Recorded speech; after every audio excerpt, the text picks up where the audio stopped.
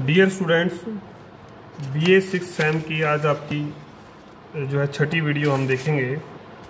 इस छठी वीडियो में एक सेकंड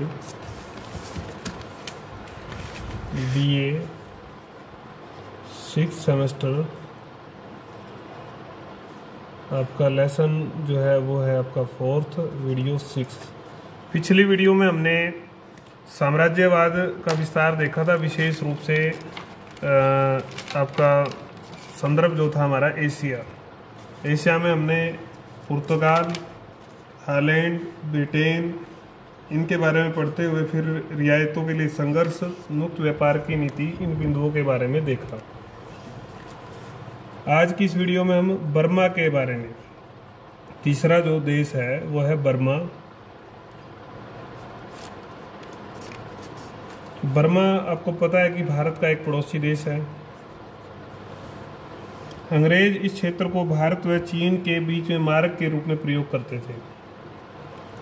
भारत और चीन के बीच में मार्ग के रूप में इसका प्रयोग अंग्रेज इसका करते थे। बाद में वो सोचने लगे कि इसको उपनिवेश बनाया जाए, उपनिवेश बनाने की सोचने लगे। बर्मा के शासक दुनिया में चल रहे बदलाव से अनभिज्ञ थे, उनको जानकारी नहीं थी कि क्या हो रहा है दुनिया में। अतः अंग्रेजों ने लाभ उठाना चाहा इस बात का, और 1824 से लेकर 26 तक आपको ध्यान होगा, हमने पहले पिछले सेमेस्टर में पढ़ा था, चौथे सेमेस्टर में, कि बर्मा का जो युद्ध होता है, अंग्रेजों का बर्मा से पहला युद्ध होता है, फर्स्ट युद्ध होता है, जिसके आधार पर कुछ अंग्रेजों को व्यापारिक सुविधाएं व कुछ क्षेत्र प्राप्त हो जाता है। इस युद्ध के बलबूते उनको ये चीज़ें प्राप्त हो जाती हैं। उसके बाद फिर आपको 1851-52 में लॉर्ड डलहौजी ने फिर बर्मा के खिलाफ एक युद्ध छेड़ दिया। 51-52 में डलहौजी ने, ये भी आप पढ़ के आए थे पीछे, डलहौजी ने फिर युद्ध छेड़ दिया, और इसके आधार पर लोअर बर्मा जो था उसको कब्जा करने में ये कामयाब हो जाते हैं। लोअर बर्मा पर कब्जा हो जाता है। तीसरा बर्मा युद्ध जब होता है, थर्ड युद्ध जब होता है, तो पूरे बर्मा पर कब्जा करने की योजना से होता है। 1885 में बर्मा की जो राजधानी होती है मांडले और रंगून, इनके ऊपर कब्जा कर लिया जाता है।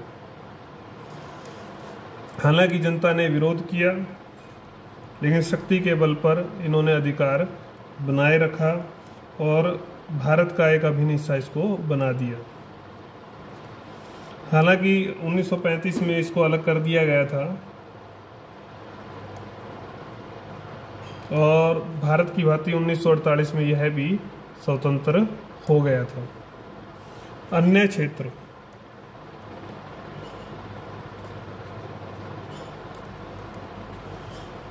इन जो क्षेत्र हमने पढ़े, अंग्रेजों ने इन क्षेत्रों के अलावा मलाया, हांगकांग, कोलून,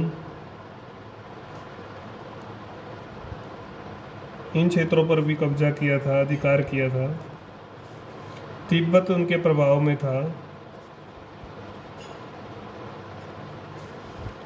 श्रीलंका में 1948 तक श्रीलंका पर भी इनका अधिकार रहा।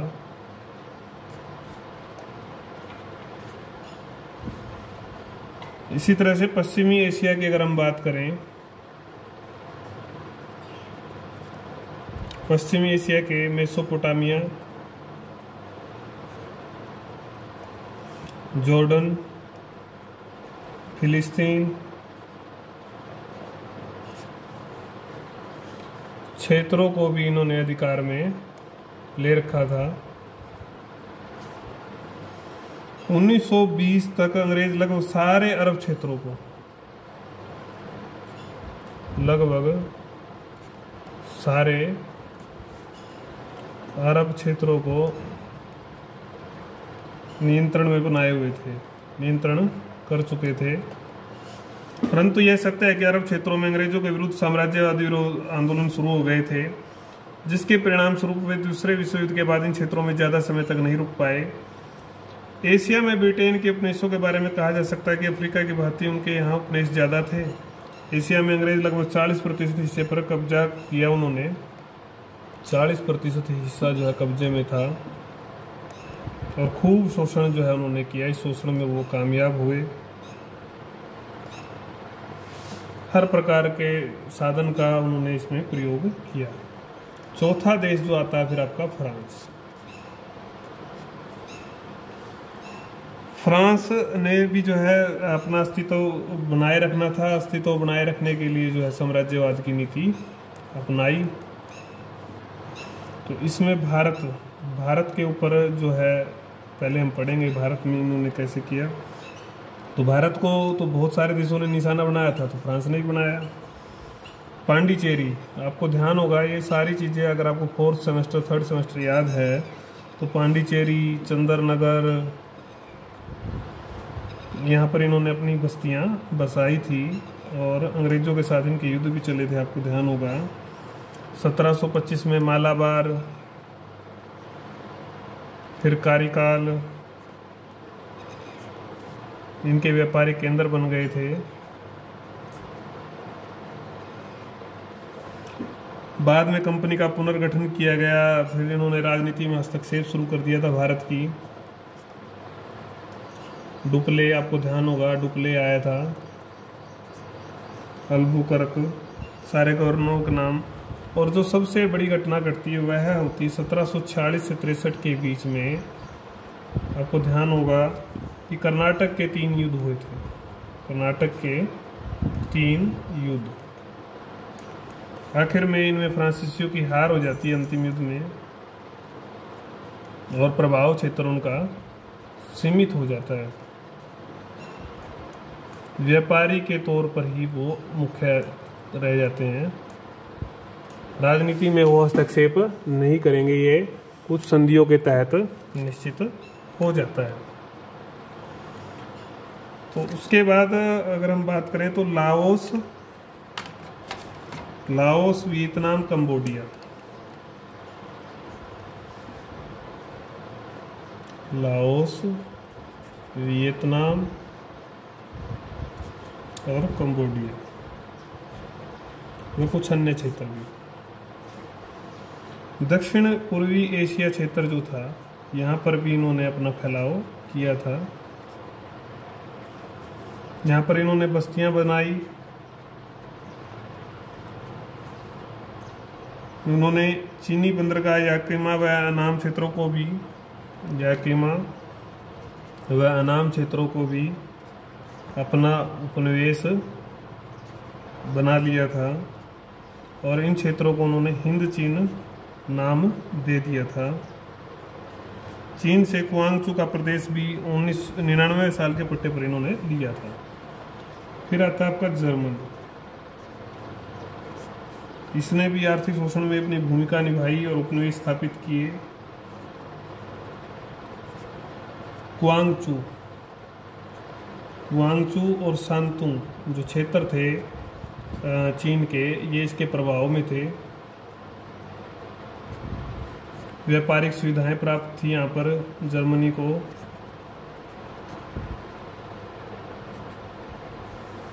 न्यू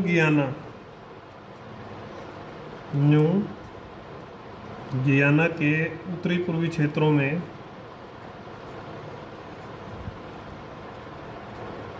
उपनिवेश बनाए थे जर्मनी ने। प्रशांत महासागर के कैरोलीप द्वीप व मार्गल द्वीप भी जो है इसकी भूख में शामिल थे, साम्राज्यवादी भूख में। उसके बाद रूस,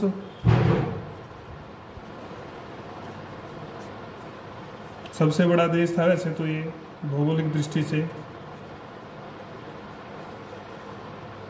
पुराने तंत्र में ये बंधा हुआ था पहले, इसलिए इस दौड़ में नहीं आया था, पिछड़ा रहा।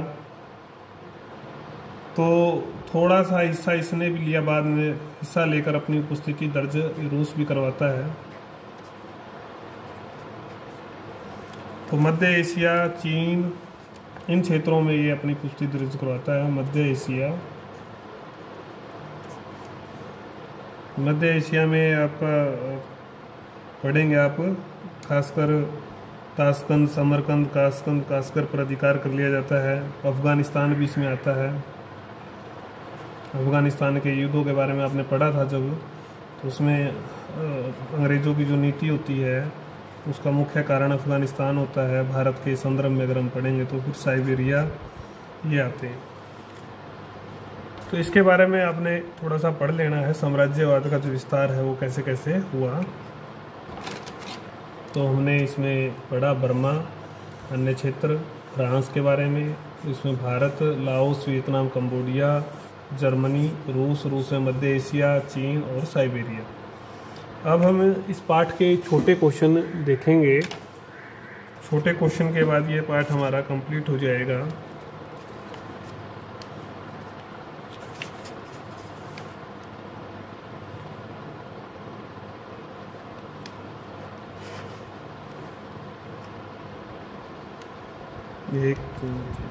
फिर अगला पाठ हमारा प्रथम विश्व युद्ध के बारे में होगा।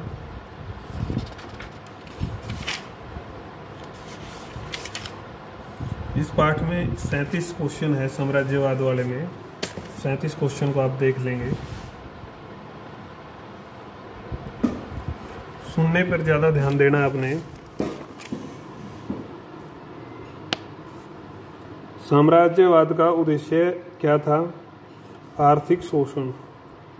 मुख्य उद्देश्य क्या था? आर्थिक शोषण। 19वीं शताब्दी में एशिया और अफ्रीका में शिक्षित लोग थे केवल 2%। बहुत बड़ी जानकारी है ये। साम्राज्यवाद के उदय के क्या कारण थे?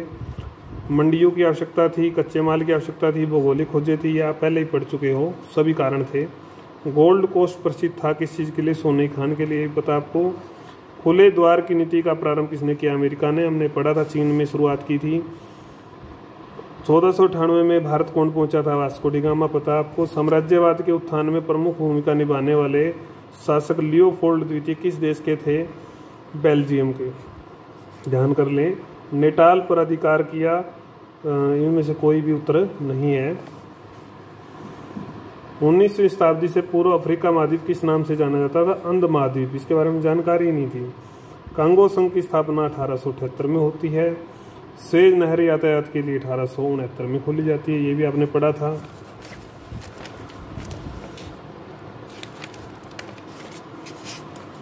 ब्रुसेल्स सम्मेलन जो है वो लियोपोल्ड द्वितीय ने आयोजित किया था।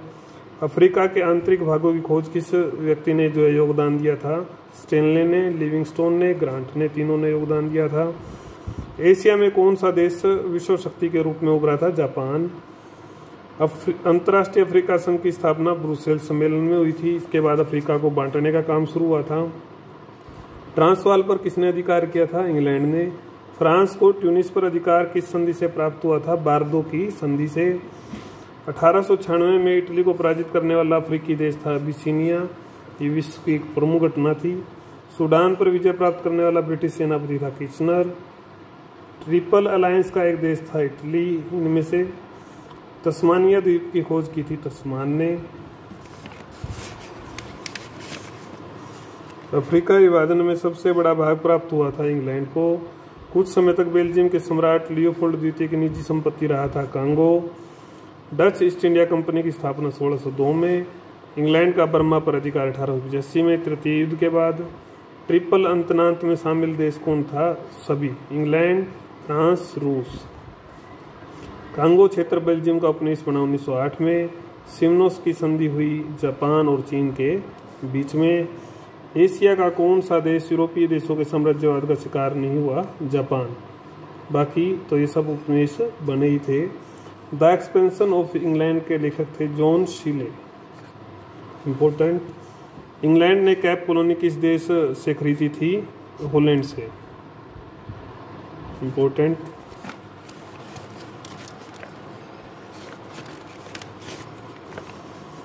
थ्रू द डार्क कॉन्टिनेंट का रचयिता कौन था? Henry Stanley. इम्पोर्टेंट। अंग्रेजों द्वारा सूडान पर आक्रमण कब किया गया? 1899 में। मोरक्को संकट कब उत्पन्न हुआ? 1904 में। अल्जीरिया पर अधिकार किया फ्रांस ने। डच बोरो के हाथों पराजय में इंग्लैंड के प्रधानमंत्री थे ग्लेडस्टोन। साम्राज्यवाद का प्रमुख परिणाम क्या निकला? प्रथम विश्व युद्ध छिड़ जाता है। यही हमारा अगला पाठ है।